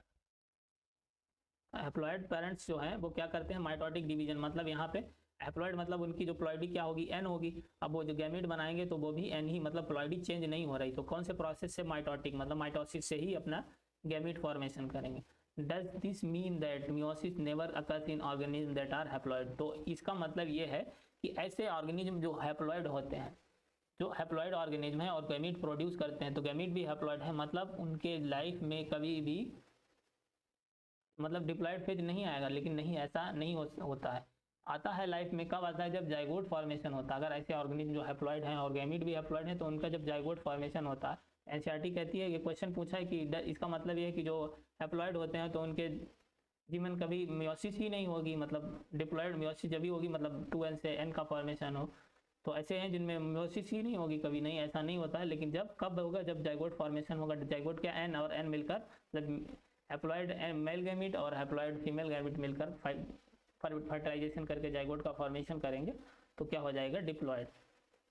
तो carefully examine the flow charts of life cycle of algae that you have studied in class 11th chapter number 3 and gate a suitable answer. तो जो chapter number 3 है class 11th का, वहाँ पर इसका answer दिया गया है। तो वहाँ पे जो साइकिल दी गई है, तो ऐसा नहीं है कि अगर वो हैप्लॉइड है पेरेंट्स और गैमीट प्रोड्यूस कर रहा है तो उसकी लाइफ में कभी भी मियोसिस नहीं होगी। नहीं, मियोसिस तो होगी। कब होगी? जब वो जाइगोट फॉर्मेशन होगा। जाइगोट से जब फिर से जाइगोट मतलब डिवाइड होगा, डिवाइड करेगा, तो किससे वो डिवाइड करेगा? मियोसिस करके।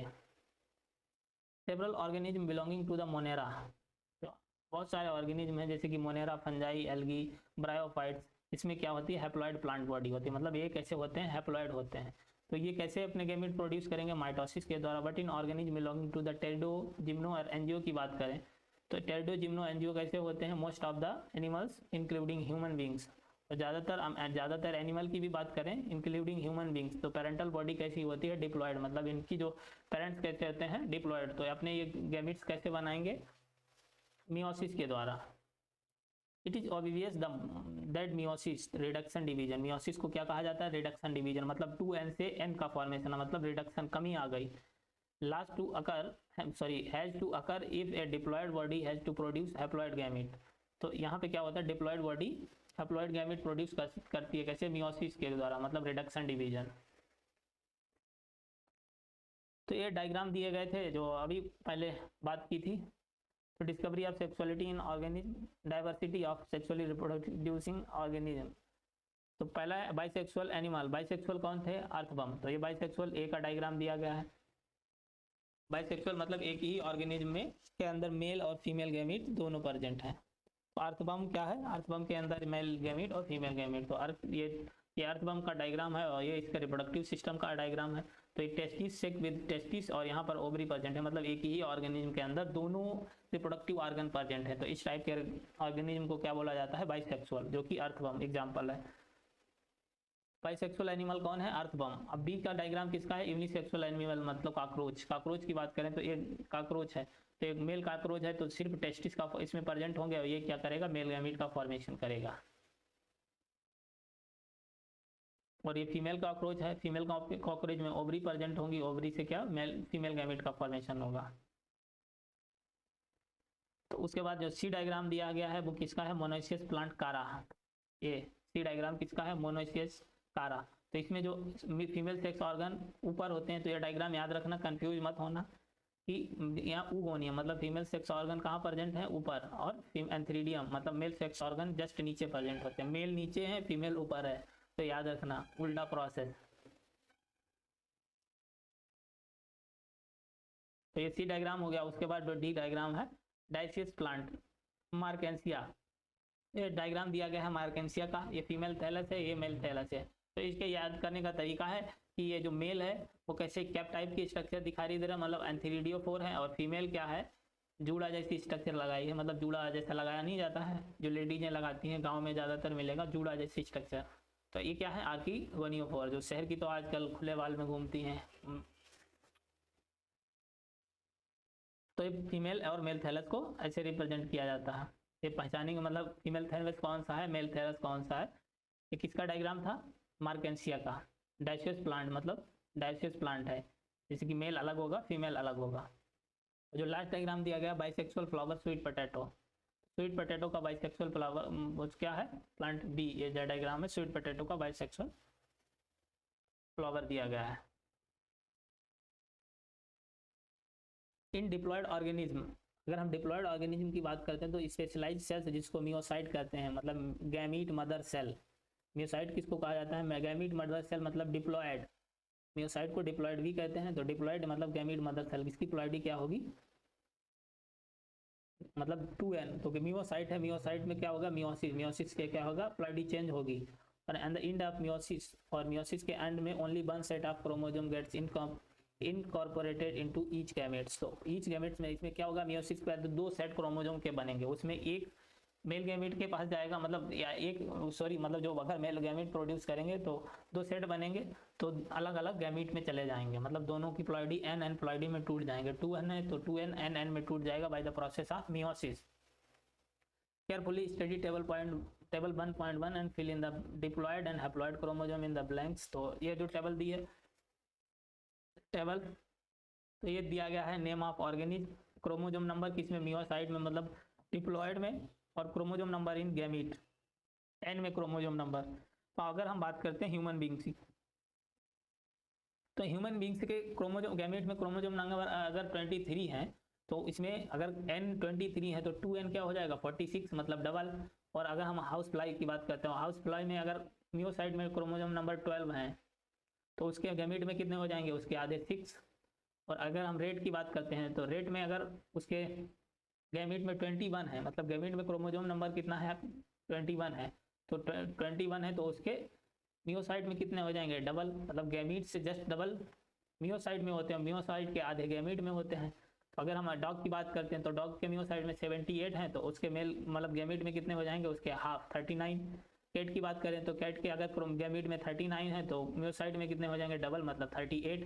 फ्रूट फ्लाई की बात करते हैं, फ्रूट फ्लाई के मियोसाइट में मतलब 2n कितना है? 8। तो n कितना हो जाएगा? 4, मतलब गैमीट कितने हो जाएंगे? 4 गैमीट में क्रोमोसोम नंबर का। अगर ओपियोग्लोसम मतलब एक फर्न है, इसकी बात करें तो इसमें अगर इसमें गैमीट में 630 मतलब 630 अगर नंबर है क्रोमोसोम के, तो ये उसके मियोसाइट मतलब डिप्लॉयड में कितने हो जाएंगे? 2n मतलब 1260। अगर एप्पल की बात करते हैं तो एप्पल के जो मियोसाइट मतलब 2n कितना है? 34। तो इसका गैमीट में कितना आ जाएगा? Half 17।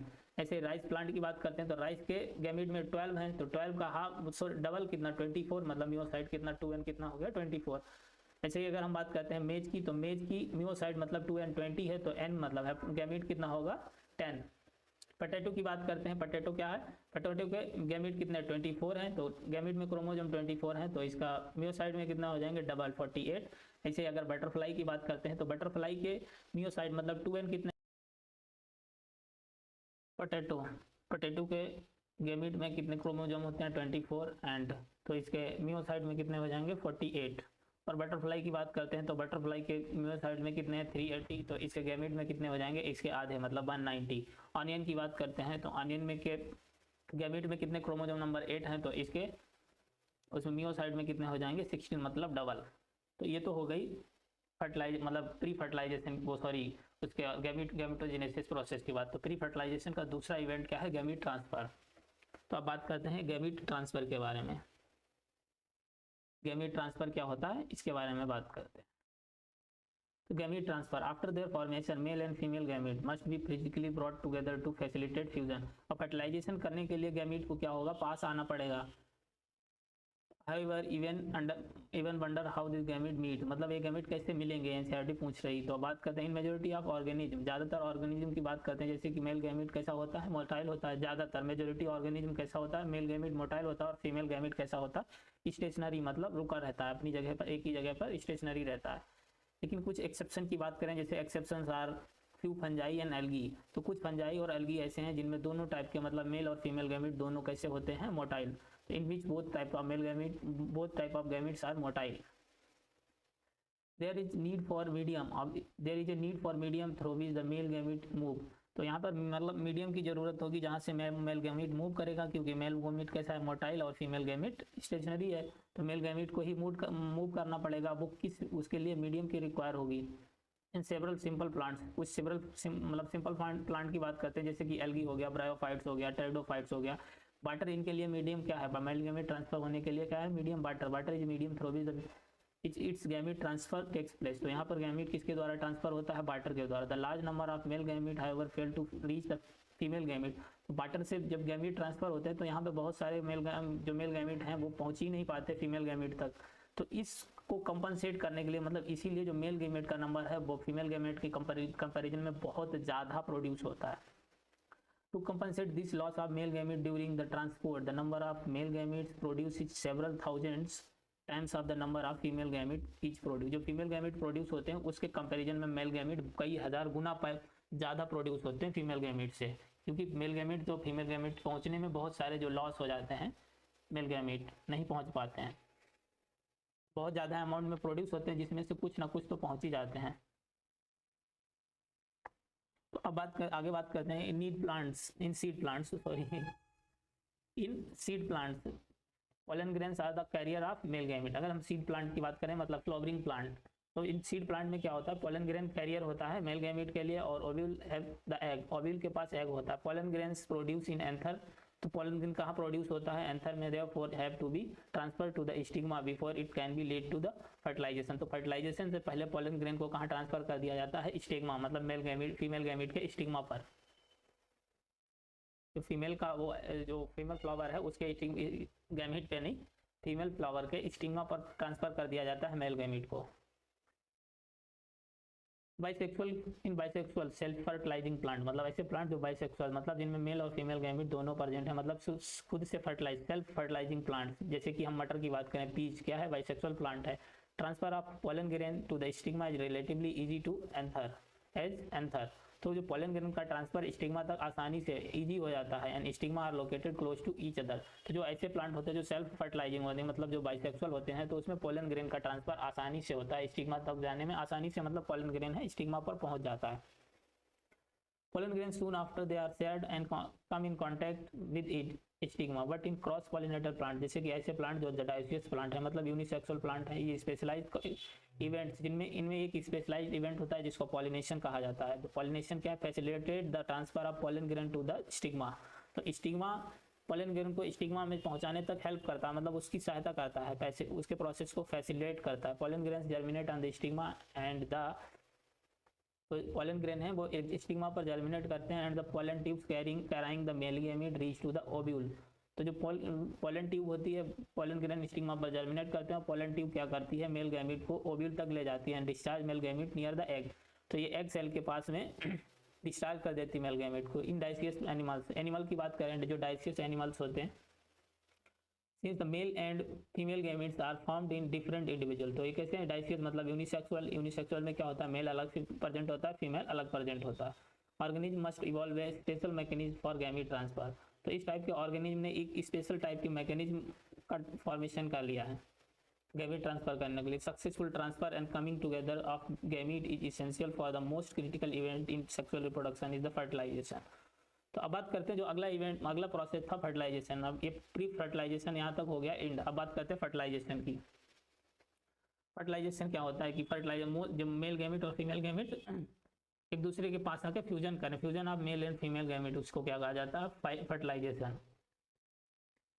The most vital event of sexual reproduction is perhaps the fusion of gametes. मतलब फर्टिलाइजेशन जो सबसे वाइटल, सबसे मतलब मुख्य इवेंट क्या है, वो है गैमेट का फ्यूजन, मतलब fertilisation.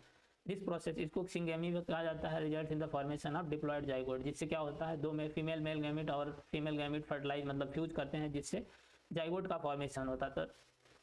The term fertilisation also often use for this process. तो इसके लिए फर्टिलाइजेशन टर्म भी यूज किया जाता है, सिंगेमी भी किया जाता है, या fusion of male and female gamete. Syngamy and fertilisation are frequently use through interchangeably. क्या मतलब सिंगेमी की जगह फर्टिलाइजेशन यूज कर सकते हैं, या फर्टिलाइजेशन की जगह पे सिंगेमी, दोनों को कुछ भी यूज कर सकते हैं, या सिंगेमी कह दो, या फर्टिलाइजेशन कह दो, या फ्यूजन ऑफ गैमेट्स कह सकते हैं। What would you happen if the syngamy does not occur. अगर सिंगेमी ना मतलब फर्टिलाइजेशन ना हो तो क्या होगा। एनसीईआरटी के पूछ रही है कि अगर फर्टिलाइजेशन ना ही हो किसी में तो उस तब क्या होगा। अगर मतलब सिंगेमी ना मतलब मेल और फीमेल गैमेट फ्यूज ही ना हो।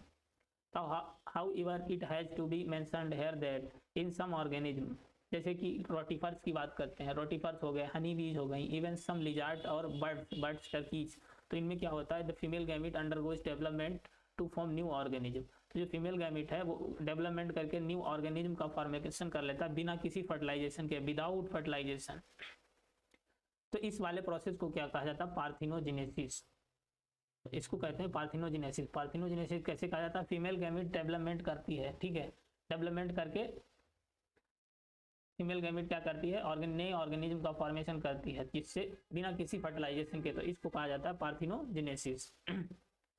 वेयर डज सिंगेमी अकर? बात करते हैं सिंगेमी कहाँ होती है। इन मोस्ट एक्वाटिक ऑर्गेनिज्म, जो एक्वाटिक ऑर्गेनिज्म है, जैसे कि हम बात करते हैं मेजोरिटी ऑफ एल्गी की बात करते हैं, फिशेस की बात करते हैं, एज वेल एम्फीबियंस, ये सारी एक्वाटिक मतलब ऑर्गेनिज्म है, एक्वाटिक पानी में जलीय जीव जिसको बोलते हैं। Syngamy occurs in external medium, तो इनमें जो सिंगेमी मतलब फर्टिलाइजेशन कहाँ होता है? एक्सटर्नल मीडियम में, मतलब वाटर में होता है। That is outside the body of the organism, मतलब इनके बॉडी के बाहर होगा, तो इनके बॉडी के बाहर होगा, मतलब एक्सटर्नल मीडियम में होगा। This type of gametic fusion is called external fertilisation. तो जो बॉडी के बाहर मतलब जो एक्वाटिक ऑर्गेनिज्म है, एल्गी हो गया, फिशेस हो गया, एम्फीबियंस हो गया, और इनमें क्या होता है कि जो सिंगेमी है वो कहाँ होती है? एक्सटर्नल मीडियम, मतलब वाटर में होती है, तो मतलब बॉडी के बाहर होती है। तो इस टाइप के फ्यूजन, गैमेटिक फ्यूजन को एक्सटर्नल फर्टिलाइजेशन कहा जाता है। तो एक्सटर्नल फर्टिलाइजेशन किसमें किसमें है? एग्जाम्पल याद करना है। तो ज़्यादातर जो एक्वाटिक ऑर्गेनिज्म है, जैसे कि एल्गी, ज़्यादातर एल्गी, मेजोरिटी एल्गी, और फिशेस हो गया, एम्फीबियंस हो गया, तो इनमें कैसा फर्टिलाइजेशन होता है? External fertilisation. The organisms exhibit external fertilization, so great synchrony between the sexes and release a large number of gametes into the surrounding medium water in order to enhance the chances of syngamy। तो जो external fertilisation के जो organism है जिनमें external fertilisation होता है, तो यहाँ पे क्या होता है? समकालिता होती है सेक्सेज, मतलब जो release gamete, male gamete release होने तक फीमेल गैमेट, इनके फ्यूजन के बीच में मतलब दोनों का समकालिता होती, सिंक्रोनी होती between sexes and release of large number of gamete into the surrounding medium water में। तो इस ये क्या करते हैं कि सिंगेमी के प्रोसेस को इनहेंस मतलब बढ़ाने की कोशिश करते हैं, इनहेंस करते हैं। This happens in the bony fishes. अगर बात करते हैं बॉनी फिशेज की, and frogs where a large number of offsprings are produce. तो अगर हम बॉनी फिशेज और फ्रॉग की बात करें तो यहाँ पे ज़्यादातर लार्ज नंबर में ऑफस्प्रिंग प्रोड्यूस होती है।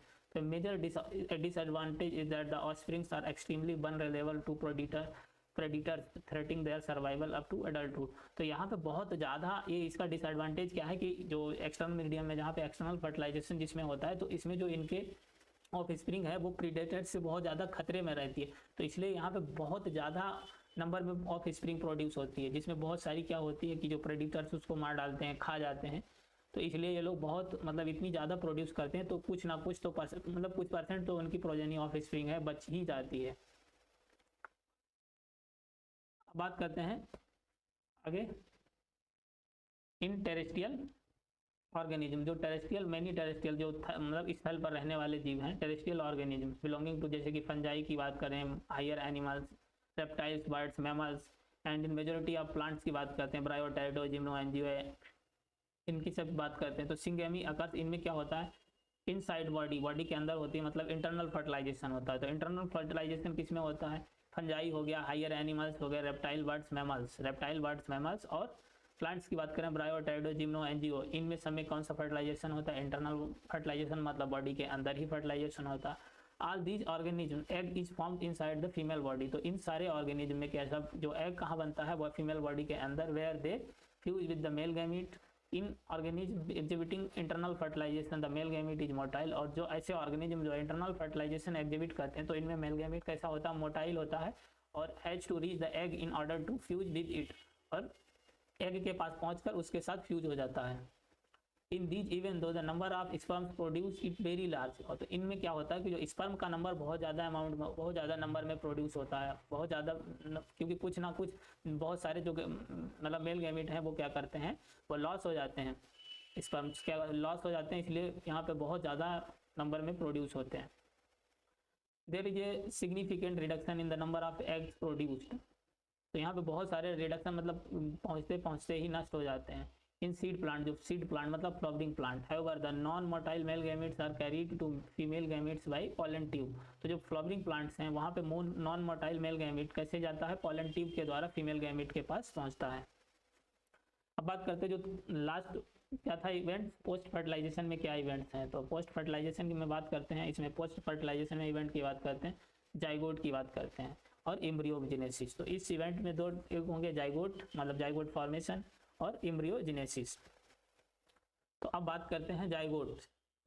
जाइगोट की बात करते हैं तो formation of diploid zygote is universal in all sexually reproducing organism, मतलब जितने भी सेक्सुअली रिप्रोड्यूसिंग ऑर्गेनिज्म हैं तो उसमें ये यूनिवर्सल मतलब जाइगोट का फॉर्मेशन होगा ही होगा। In organism with external fertilisation zygote is formed in external medium, तो ऐसे ऑर्गेनिज्म जिनमें एक्सटर्नल फर्टिलाइजेशन होता है जैसे कि एक्वाटिक ऑर्गेनिज्म में मतलब एल्गी हो गया, फिशेस हो गया, एम्फीबियंस हो गया, तो इनमें जो जाइगोट कहाँ बनेगा, बाहर बनेगा, मतलब एक्सटर्नल फर्टिलाइजेशन हो रहा है तो एक्सटर्नल मीडियम मतलब वाटर में बनेगा। जब अगर बात करें ऐसे ऑर्गेनिज्म जो इंटरनल फर्टिलाइजेशन एग्जिबिट करते हैं तो इनमें जाइगोट कहाँ बनेगा, बॉडी के अंदर बनेगा।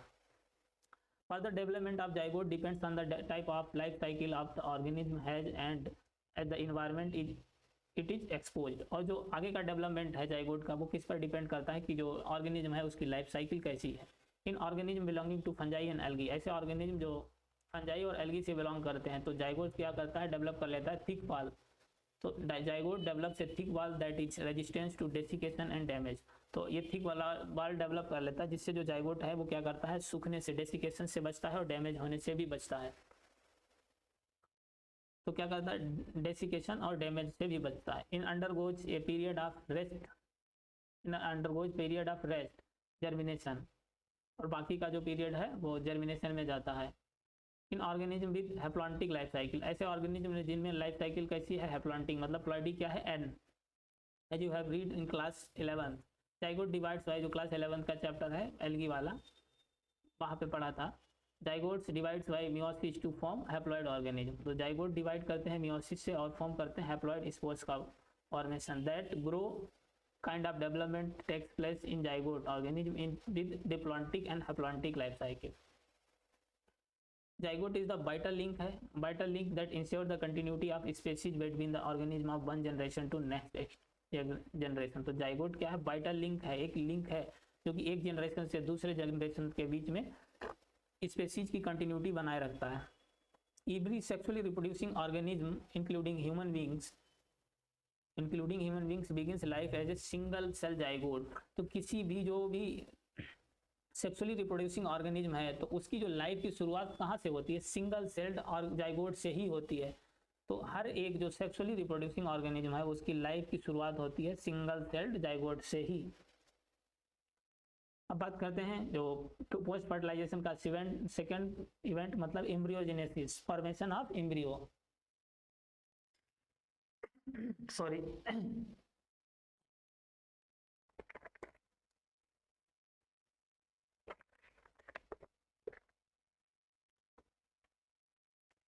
embryogenesis refers to the process of development of embryo।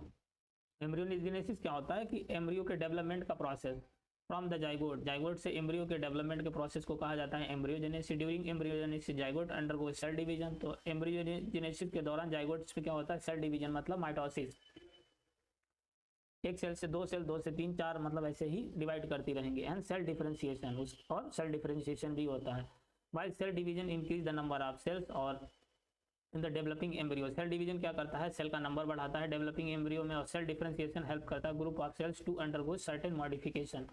तो जो सेल डिफरेंशिएशन क्या करता है कि जो सेल के ग्रुप को हेल्प करता है कुछ मॉडिफिकेशंस में, सर्टेन मॉडिफिकेशन जिससे स्पेशलाइज्ड टिश्यू और ऑर्गन का फॉर्मेशन हो सके, tissue and organs to form an organism. You have studied about the process of cell division and differentiation in the previous classes। तो आगे की जो प्रीवियस ग्रेजुएशन लेवल की क्लासेस हैं वहाँ की बात कर रहा है।